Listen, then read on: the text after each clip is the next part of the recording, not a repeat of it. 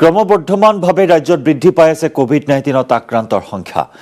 আৰু বিগত 24 ঘণ্টাত 10 গৰাকী ৰোগীয়ে মৃত্যুক সাৱটি লৈছে কোভিড-19ৰ শিকাৰ হৈ বৃহস্পতিবাৰে আমি জনাইছো 10 জন ৰোগীৰ মৃত্যু হৈছে আৰু ৰাজ্যজুৰি 1931 গৰাকীৰ দেহত ধৰা পৰে কোভিড পজিটিভ আৰু কামৰূপ মেট্ৰত সৰ্বাধিক আক্ৰান্ত 680 গৰাকী লোক বৃহস্পতিবাৰে ৰাজ্যত সম্পন্ন হৈছিল মুঠ 73428টা টেষ্ট কৰোনা সংক্ৰমণ বৃদ্ধিৰ হাৰ 2.63%। বৰ্তমান চিকিৎসাধীন হয়ে আছে 10,571 গৰাকী ৰোগী। ডিব্ৰুগড়ত 143, কামৰূপত 136, নগাঁৱত 103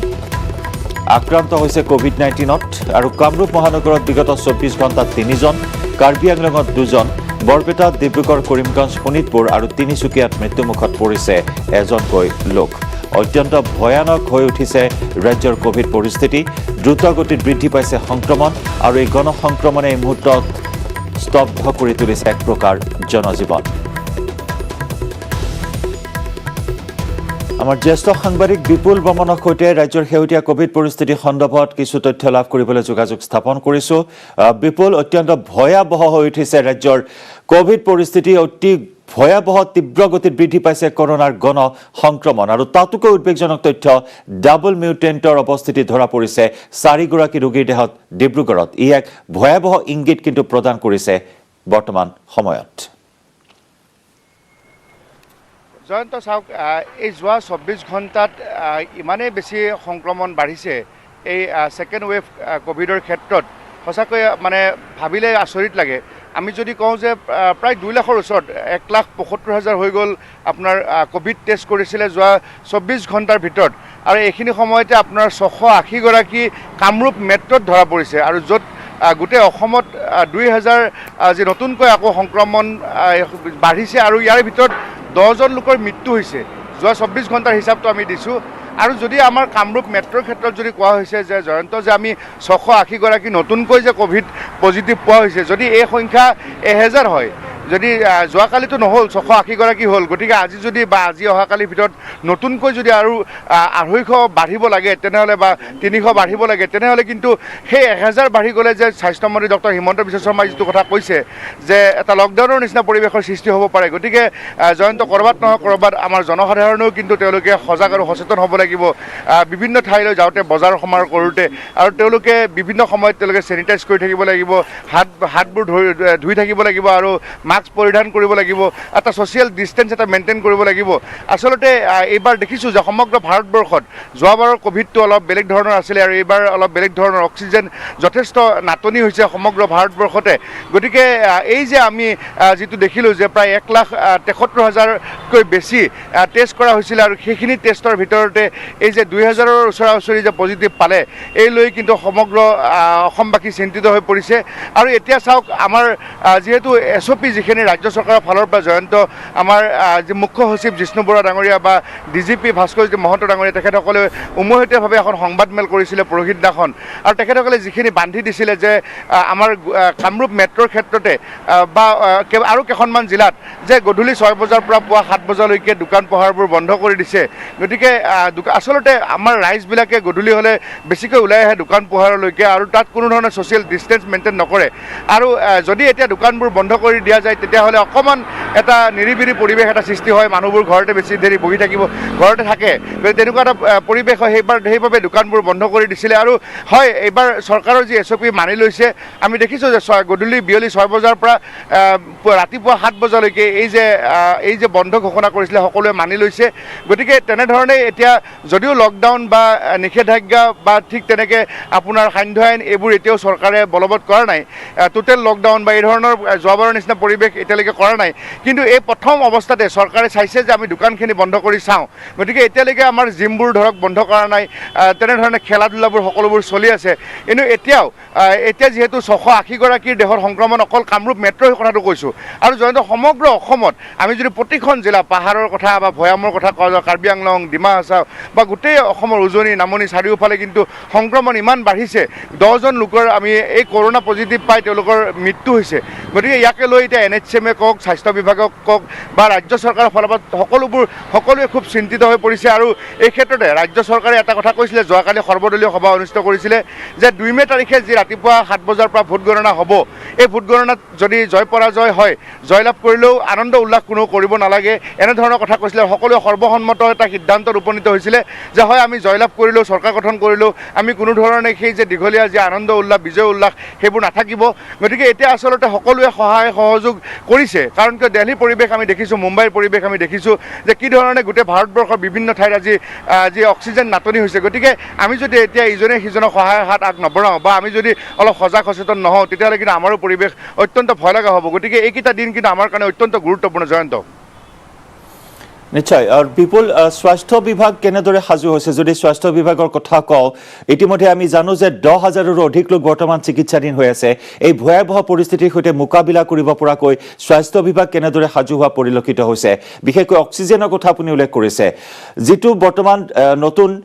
কৰোনাৰ যিটো বৰ্তমান দ্বিতীয়টো ঢৌ আৰম্ভ হৈছে, এই দ্বিতীয়টো ঢৌত কিন্তু প্ৰধান সমস্যা হিচাপে থিয় দিছে, প্ৰধান লক্ষণ হিচাপে থিয় দিছে শ্বাস প্ৰশ্বাসজনিত সমস্যা। সৰহ সংখ্যক ৰোগীকে কিন্তু অক্সিজেনৰ প্ৰয়োজন সৰ্বাধিক পৰিলক্ষিত হৈছে। গতিকে তেনেস্থলত স্বাস্থ্য বিভাগ কেনেদৰে সাজু আছে? চাওক, এতিয়ালৈকে যিহেতু যিখিনি লোক এই কৰোনা পজিটিভ পায় তেওঁলোকে হস্পিটেলত আছে, আৰু ইয়াৰ ভিতৰত দুটা ধৰণৰ আছে। এটা ধৰক অকণমান চিমটমেটিক হয়, আৰু এটা তেনেকুৱা নাই, কৰোনা পজিটিভ পাইছে, তেওঁলোক হস্পিটেলত আছে। এতিয়াও সাংঘাতিক ধৰণে আমাৰ অসমত অক্সিজেনৰ প্ৰয়োজন হোৱা নাই। যেনেধৰণক আমাৰ মহাৰাষ্ট্ৰৰ বা এতিয়া দিল্লীত এনেকুৱা এটা পৰিৱেশ হৈছে যে মানুহৰ ঘৰে ঘৰে অক্সিজেন দিব লগা পৰিৱেশ এটা সৃষ্টি হৈছে। এতিয়াও আমাৰ অসমত তেনেকুৱা এটা পৰিৱেশ হোৱা নাই। কিন্তু তথাপিও ৰাজ্য চৰকাৰে বা NHMৰ ফালৰ পৰা বা স্বাস্থ্য বিভাগৰ ফালৰ পৰা সকলোৱে সজাগ আৰু সচেতন হৈ আছে। আৰু প্ৰথম অৱস্থাত যেতিয়া আজি 3 দিন আগত এটা কথা কৈছিলে যে আমি ক'ভিডৰ সংখ্যা বাঢ়ি হোৱাৰ লগে লগে এতিয়া সৰু সজাই বা বিশেষকৈ MMC মহেন্দ্ৰ মোহন চৌধুৰী হস্পিটেলখনক, তাত যিবোৰ সাধাৰণ ৰোগী আছে তেওঁলোকক GMCHলৈ প্ৰেৰণ কৰিছে, স্থানান্তৰ কৰিছে, আৰু MMCHখনক ক'ভিড হস্পিটেল হিচাপে চিহ্নিত কৰিছে। আৰু পৰৱৰ্তী পৰ্যায়ত এতিয়া পুনৰ সেই আগৰ নিচিনাকৈ সৰু সজাইখন সাজু কৰি তোলা হৈছে, নেহেৰু ষ্টেডিয়ামখন সাজু কৰি তোলা হৈছে, আমিনগাঁও সাজু কৰি তোলা হৈছে, শিঙিমাৰী সাজু কৰিছে, যক্ষ্মা হস্পিটেল সাজু কৰিছে। গতিকে তেনেধৰণে ক'ভিড পেচেণ্টৰ কাৰণে এই হস্পিটেলসমূহ সাজু কৰিছে। আৰু এটা কথা, যোৱাকালি এটা আপডেট দিছিলে স্বাস্থ্যমন্ত্ৰীৰ ফালৰ পৰা বা ৰাজ্য চৰকাৰৰ ফালৰ পৰা যে এতিয়া যিবোৰ নাৰ্ছিং হোম আছে, সেই নাৰ্ছিং হোমবিলাকত যিবিলাক সাধাৰণ পেচেণ্ট আছে তেওঁলোকক এটা জেগাত ট্ৰিটমেণ্ট কৰি বাকী নাৰ্ছিং হোমবিলাকত এতিয়া ক'ভিড হস্পিটেল কৰি দিব, তেনে এটা চিন্তা চৰ্চা চলি আছে। কাৰণ এতিয়া আমাৰ 1000ৰ ওচৰা ওচৰি হৈছে, 680গৰাকী হ'ল। গতিকে 680গৰাকী হোৱাৰ পিছত এতিয়া আজি কিমান হয় এই 24 ঘণ্টাৰ ভিতৰত, আহিবলগীয়া 24 ঘণ্টাৰ ভিতৰত এইখিনি যথেষ্ট গুৰুত্বপূৰ্ণ হ'ব। যে এতিয়া প্ৰথমতে এতিয়া মহেন্দ্ৰ মোহন চৌধুৰী হস্পিটেলখনত আৰু কেইটামান বেড খালী আছে। গতিকে সেইখন যদি ভৰ্তি হৈ যায়, তেতিয়া পৰৱৰ্তী পৰ্যায়ত তেতিয়াহ'লে এতিয়া আপোনাৰ সৰু সজাইলৈ পঠিয়াব লাগিব, সৰু সজাইৰ পিছত নেহেৰু ষ্টেডিয়ামলৈ পঠিয়াব লাগিব। এইখিনি হ'ল চৰকাৰৰ প্ৰিকশ্যন। আৰু সেইখিনি কৰাৰ পিছত তাতো যদি মানুহ বেছি হৈ যায়, তেতিয়াহ'লে আপোনাৰ ভেটেনাৰীত যি পশু চিকিৎসা মহাবিদ্যালয় খেলপথাৰ আছে খানাপাৰাত, তালৈকে ব্যৱস্থা কৰিব। এতিয়া অক্সিজেনৰ কথাটো এনেধৰণৰ, অক্সিজেনৰ বহুত চিলিণ্ডাৰ এতিয়া আমাৰ হাতত মজুত আছে, অসম চৰকাৰৰ হাতত, স্বাস্থ্য বিভাগৰ হাতত। আৰু যদি অতিৰিক্তভাৱে যদি প্ৰয়োজন হয় তেতিয়াহ'লে বাহিৰৰ পৰা অনাৰ কথাটো চৰকাৰে চিন্তা চৰ্চা কৰি আছে। কিন্তু এতিয়ালৈকে তেনেকুৱা এটা পৰিৱেশ অহা নাই ভগৱানৰ কৃপাত। গতিকে সকলোৱে এটা চিন্তা চৰ্চা কৰি আছে যে সকলোৱে ভাল ধৰণে যাওক। যোৱাবাৰ যেনেকৈ ক'ভিডৰ ৱেভ ফাৰ্ষ্ট টাইম আমি জয়লাভ কৰিছোঁ বুলি ক'লেও ভুল নহ'ব। মাজতে আমি ইলেকশ্যনো শেষ কৰিলোঁ, সকলোৱে ইলেকশ্যনত জড়িত হৈ পৰিলে, কোনোবাই ভোট দিলে, কোনোবাই নিৰ্বাচন খেলিলে, কোনোবাই বাতৰি সংগ্ৰহ কৰিলে, কোনোবাই ডিউটি কৰিলে। এতিয়া তাৰ পিছত ছেকেণ্ড ৱেভৰ কৰোনাত এতিয়া এইখিনি সময় যদি ভালকৈ পাৰ হয়, কৰোনাক পুনৰবাৰ পৰাস্ত কৰিব পাৰি, তাৰ বাবে সকলোৱে সাজু হৈ পৰিছে। জয়ন্ত, নিশ্চয় সকলোৰে সহায় সহযোগিতাৰ প্ৰয়োজন এই মহামাৰীৰ বিৰুদ্ধে যুঁজ দিবলৈ। বিপুল, ধন্যবাদ জ্ঞাপন কৰিছোঁ আপোনাক এইখিনি মুহূৰ্তত। আৰু এনেদৰেই ৰাজ্যৰ পৰিস্থিতি ক্ৰমাৎ ভয়াৱহ দিশলৈ গতি কৰা পৰিলক্ষিত হৈছে। গণসংক্ৰমণ ক্ৰমাৎ বৃদ্ধি পাইছে, বিশেষকৈ গুৱাহাটী মহানগৰীত ক্ৰমাৎ সংক্ৰমণৰ হাৰ বৃদ্ধি পোৱা পৰিলক্ষিত হৈছে সমগ্ৰ ৰাজ্যজুৰি। প্ৰত্যেক 24 ঘণ্টাতে নতুন নতুন অভিলেখ সৃষ্টি কৰিছে সংক্ৰমণৰ এই পৰিসংখ্যাই। আৰু গুৱাহাটীত সৰ্বাধিক 680গৰাকীকৈ লোক আক্ৰান্ত হৈছে। ইতিমধ্যেই কোৱা হৈছে স্বাস্থ্য বিভাগৰ ফালৰ পৰা, ৰাজ্য চৰকাৰৰ ফালৰ পৰা যে যদিহে দৈনিক 1000 ঘৰ অতিক্ৰম কৰে গুৱাহাটী মহানগৰীত, তেতিয়াহ'লে শিক্ষানুষ্ঠানসমূহ বন্ধ দিয়া হ'ব। এতিয়া যেন 1000 ঘৰ স্পৰ্শ কৰা দিশত আগবাঢ়িছে কৰোনা আক্ৰান্তৰ পৰিসংখ্যাই।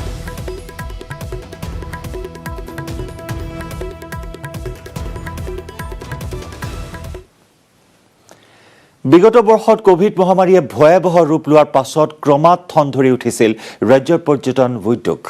নিৰাশাৰ মাজতো আহিছিল আশাৰ বতৰা কিন্তু পুনৰ কোভিড-19 সংক্ৰমণ বৃদ্ধি পোৱাত যেন এতিয়া পুনৰ সংকটৰ গৰাহলৈ গতি কৰিছে পৰ্যটন উদ্যোগটো ছমাহত কাজিৰঙালৈ ভ্ৰমণৰ বাবে আহিছিল বিগত ছমাহত কাজিৰঙা ভ্ৰমণৰ বাবে আহিল 1,98,595 গৰাকী পৰ্যটক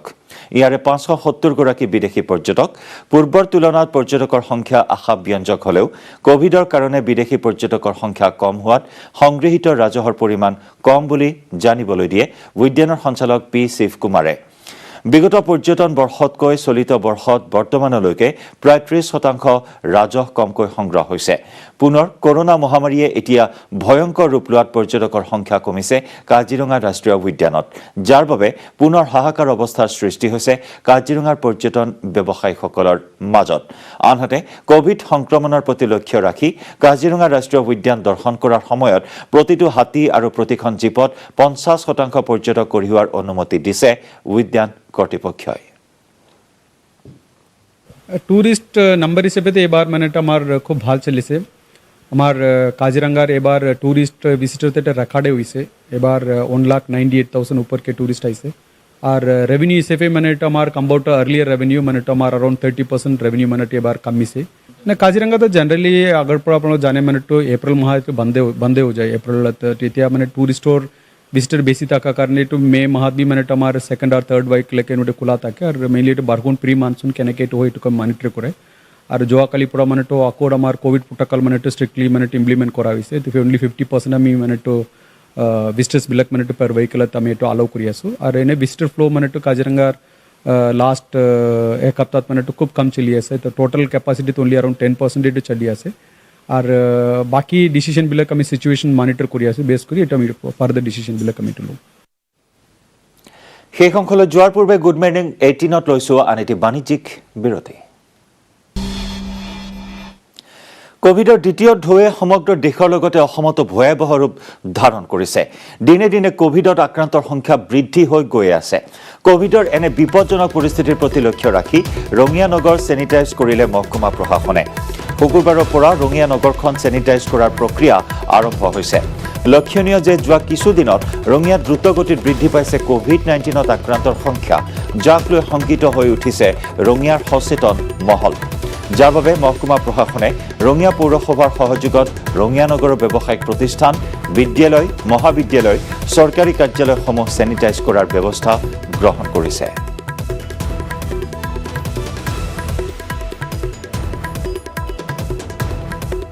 ৰ মাজত যেটো সজাগতা এইটোৱে আমাৰ এতিয়া প্ৰাইম লক্ষ্য কিয় বহুত মানুহ এতিয়া অধিক সংখ্যক মানুহে এতিয়া মাস্ক পিন্ধা নাই সো ফাইন তো লৈ আছো কিন্তু ফাইন লোৱাৰ সৈতে বহুত মানুহে এতিয়াও টাউনত তথাপি অলপ পিন্ধিছে গাঁও অঞ্চলতো মই কালি ভিজিট কৰিছিলোঁ এতিয়াতো কৰোনা টাউন বুলি নহয় গাঁৱতো লাহে লাহেকৈ স্প্ৰেড হ'ব পাৰে সো মানে অলপ সজাগতা কৰি আমি এতিয়া চেনিটাইজেশ্যনৰ প্ৰথম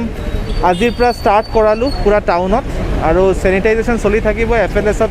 এনাউন্সমেণ্ট চলি থাকিব সো মই এইটোৱে অনুৰোধ কৰিছোঁ কি মাস্ক পিন্ধিব আৰু সামাজিক দূৰত্বটো মেইনটেইন কৰিব আমেৰিকাক চেৰ পেলাই 24 ঘণ্টাত ভাৰতত বৃদ্ধি পাইছে অভিলেখ সংখ্যক কোভিড সংক্ৰমিত লোকৰ সংখ্যা পিছে এয়াই শেষ নহয় বিশেষজ্ঞৰ মন্তব্য মেৰ মাজভাগত ভাৰতত তুংগত উঠিব কোভিড সংক্ৰমণ মহামাৰীৰ দ্বিতীয়টো ঢৌৱে যিদৰে সমগ্ৰ দেশত এক সন্তাসৰ সৃষ্টি কৰিছে সেই সময়তে সকলো জিলাই জিলাই আৰক্ষীৰ লগতে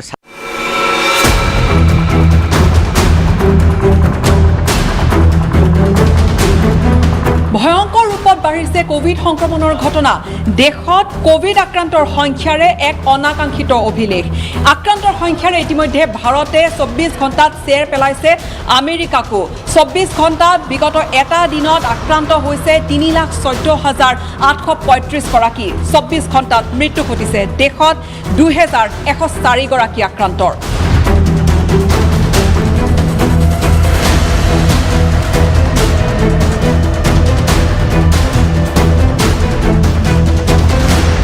সমগ্ৰ দেশজুৰি উদ্বেগজনকভাৱে বৃদ্ধি পাবলৈ ধৰিছে কৰোনা আক্ৰান্তৰ সংখ্যা যাক লৈ চিন্তিত হৈ পৰিছে কেন্দ্ৰীয় চৰকাৰ আৰু বিভিন্ন প্ৰান্তত বৰ্তমান লকডাউন আৰু সান্ধ্য আইন ঘোষণা কৰা হৈছে যদি এনেধৰণৰ ধাৰা অব্যাহত থাকে তেতিয়াহ'লে আগন্তুক 11ৰ পৰা 15 মিনিটৰ ভিতৰত এই সংখ্যা 33ৰ পৰা 35 লাখ অতিক্ৰম কৰাৰ সম্ভাৱনা আছে এই আশংকা ব্যক্ত কৰিছে বিশেষজ্ঞসকলে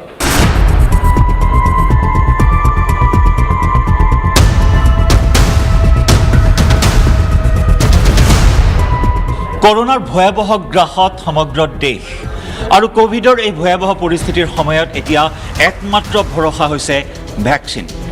হয় আৰু সেয়েহে এতিয়া ভেকচিনেশ্যনৰ ওপৰত দিয়া হৈছে অধিক গুৰুত্ব আৰু ইতিবাচক খবৰ এয়াই যে অতি ক্ষিপ্ৰতাৰে 13 কোটি ভাৰতীয়ক ভেকচিনেশ্যন সম্পন্ন কৰি ভাৰতে পৃথিৱীৰ ভিতৰত বিশ্বৰ ভিতৰতে প্ৰথম স্থান লাভ কৰিবলৈ সক্ষম হৈছে আৰু এই ক্ষেত্ৰত ভাৰতে চেৰ পেলাইছে আমেৰিকা আৰু চীনক 13 কোটি ভাৰতীয়ক ভেকচিন প্ৰদানৰ সময়ত ভাৰতক প্ৰয়োজন হৈছিল প্ৰায় 95 দিনৰ অৰ্থাৎ মাত্ৰ 95 দিনত ভাৰতে এই কাৰ্য সম্পাদন কৰিবলৈ সক্ষম হৈছিল যি নেকি আমেৰিকাক এই কাম কৰিবলৈ সময় প্ৰয়োজন হৈছিল 101 দিনৰ আৰু চীনক প্ৰয়োজন হৈছিল 109 দিনৰ গতিকে তেনেস্থলত এতিয়া গুৰুত্ব প্ৰদান কৰা হৈছে ভেকচিনেশ্যনৰ ওপৰত কিয়নো ভেকচিন গ্ৰহণ কৰি আমি জয় কৰিব লাগিব কৰোনাক আৰু এই আহ্বান জনোৱা হৈছে আৰু সেয়েহে 1 মেৰ পৰা 18 বছৰ ঊৰ্ধৰ প্ৰত্যেকজন লোককে ভেকচিন ল'বলৈ আহ্বান জনোৱা হৈছে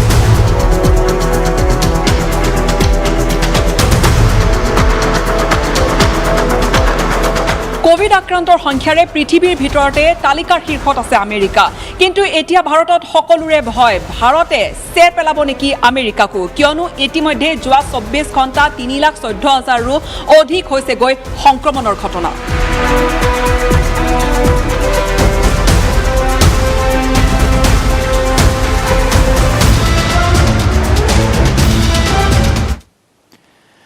কৰোনা মহামাৰীৰ দ্বিতীয়টো ঢৌত দেশত আতংকৰ সৃষ্টি হোৱাৰ সময়তে ৰাজ্য প্ৰশাসনে ৰাইজক সজাগ কৰাৰ বাবে বিভিন্ন সজাগতামূলক ব্যৱস্থা গ্ৰহণ কৰিছে কিন্তু তাৰ পাছতো এছাম লোকে মাস্ক পৰিধান নকৰে বা হেলমেট পৰিধান নকৰে সেই সকলোকক বাধ্য কৰাবলৈ ওদালগুৰি জিলাৰ আৰক্ষী প্ৰশাসন সষ্টম হোৱা পৰিলক্ষিত হৈছে ওদালগুৰিৰ পৰা আগবঢ়াইছো আমাৰ সাংবাদিক ৰিপুঞ্জয় নাথৰ ৰিপৰ্ট মহামাৰীৰ দ্বিতীয়টো ঢৌৱে যিদৰে সমগ্ৰ দেশত এক সন্তাসৰ সৃষ্টি কৰিছে সেই সময়তে সকলো জিলাই জিলাই আৰক্ষীৰ লগতে স্বাস্থ্য বিভাগ সষ্টম হোৱা পৰিলক্ষিত হৈছে এইদৰে আচলতে আৰক্ষীয়ে হেলমেট আৰু মাস্ক যিসকল লোকে পৰিধান কৰা নাই তেওঁলোকক এইদৰে ফাইন বিহা পৰিলক্ষিত হৈছে মোৰ কেমেৰা সহযোগে দেখুৱাই আছে কিদৰে আচলতে তেওঁলোকক প্ৰতিজনৰ পৰা তেওঁলোকক যি ফাইন কৰাইছে আৰু মোৰ কেমেৰা সহযোগে দেখুৱাই আছে এইদৰে প্ৰতি কোনো এখন বাইক যাব পৰা নাই বা কোনো মাস্ক পৰিধান নকৰা লোক যাব পৰা নাই এইদৰে আচলতে ফাইন কৰিছে মই যিজন বিষয়া আছে তেওঁৰ পৰা মই কিছু জানিবলৈ চেষ্টা কৰিম দাদা মূলতঃ কিহৰ ওপৰত কৰিছে মই মাস্ক পিন্ধাৰ ওপৰত আৰু হেলমেট নিপিন্ধা মাস্কৰ ওপৰত কিমান কৰিছে মাস্কৰ 500 পৰা ওপৰত হেলমেটৰ ওপৰত হেলমেটৰ 200 মিনিমাম 200 মানুহবিলাকে মাস্কবিলাক কিয় পৰিধান কৰা নাই কিছু লোকে কৰিছে কিছু কৰা নাই আমি ইমান বুজাইছোঁ এলাউন্সো কৰিছোঁ কিন্তু তথাপি মানুহবিলাকে মানে মান্তি নহয় বা চিধা হোৱা নাই গতিকে চিধা নোহোৱা পৰিৱেশিতত আমি ফাইন কাটিবলৈ বাধ্য হৈছোঁ কি আহ্বান জনাব আপুনি ওদালগুৰিবাসীক এজন কলাকাৰ মই এইটোৱে আহ্বান জনাম যে মাস্ক পিন্ধক হেলমেট লগাওক সুৰক্ষিত হওক মই এইটোৱে আহ্বান জনাম হয় আচলতে এটা কথা কৈছে যে সকলো মাস্ক পৰিধান কৰক হেলমেট আপুনি কি ফাইন ভৰিব লগা হ'ল মোৰ হেলমেট নাই ছাৰ হেলমেট নাই কিমান ভৰিব লাগিব আপুনি 200 টকা আপুনি কিমান টকা ভৰিলে মই দিয়া নাই 200 টকা দিব লাগিব আৰু 200 টকা দিব হেলমেটটো কিয় পিন্ধা নাই হেলমেটটো মাস্ক পিন্ধিছোঁ কাৰণে আৰু ওচৰত মাস্ক পিন্ধিলে হেলমেট পিন্ধিব নালাগে লাগে মই আৰু এজন বিষয় আছে আপোনালোকে মূলতঃ কিহৰ ওপৰত গুৰুত্ব দিছে আমি মূলতঃ মাস্ক পৰিধান নকৰাসকলৰ মানে বিৰুদ্ধে আমি এইটো সজাগতা কৰি আছোঁ আৰু যিসকলে মাস্ক পৰিধান কৰা নাই তেখেতসকলক আমি মিনিমাম 500 টকাকৈ জৰিমনা কটাৰ ব্যৱস্থা মাস্ক কিয় নিপিন্ধে মাস্ক তেখেতসকলে কিছুমানে নাজানে কিছুমানে লগত থাকে পকেটত থাকে নিপিন্ধে আমি ওচৰৰ দোকানৰ পৰা হ'লেও তেওঁলোকক মাস্ক লোৱাৰ ব্যৱস্থা কৰি তেখেতসকলক আমি সজাগৰ কাৰণে পিন্ধিবৰ ব্যৱস্থা কৰি দি আছোঁ এই যে মাস্ক নিপিন্ধাৰ ওপৰত আপোনালোকে এতিয়ালৈকে অনুমানিক কিমান টকা ফাইন কৰিলে অনুমানিক সম্পূৰ্ণ হিচাপটো মই নাজানিম ইয়াতে আমি আজি লাগাতাৰ 3-4 দিন ধৰি কমেও 15-20 হাজাৰ টকা হৈ গৈছে এই হৈছে এক সুলভ দৃশ্য বুলি ক'ব লাগিব কিছুমানে যদি মাস্ক পিন্ধিছে তেওঁলোকে ভাবিছে যে মাস্ক পৰিধান কৰিলে হেলমেট পিন্ধিব নালাগে এইদৰে আচলতে কলাইগাঁৱত কিছু লোকে যি নীতি নিয়ম আছে সেই নীতি নিয়ম ভংগ কৰা পৰিলক্ষিত হৈছে মানে জানেনে মাইথন ষ্ট্ৰং মানে মাইথন নিৰ্মাণৰ